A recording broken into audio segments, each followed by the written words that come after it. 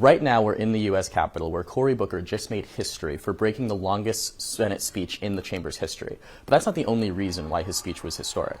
Booker broke the record of Senator Strom Thurmond, who was an avowed segregationist who filibustered for more than 24 hours the passage of the 1957 Civil Rights Act.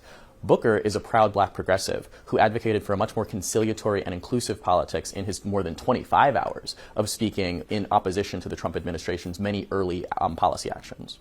Whether you're a Republican or a Democratic president, you don't insinuate fear amongst vulnerable communities. Booker did not leave the Senate floor for more than 25 hours while he gave the speech, and was only allowed to stop talking while he fielded questions from his Democratic colleagues, though he made a very clear point to say that he was not ceding the floor while he listened throughout the 25-hour marathon. To prepare for the speech, Booker abstained from eating over the weekend and denied drinking of most water so that he could prepare to go through what many are now calling an act of political stamina. So what did Booker talk about?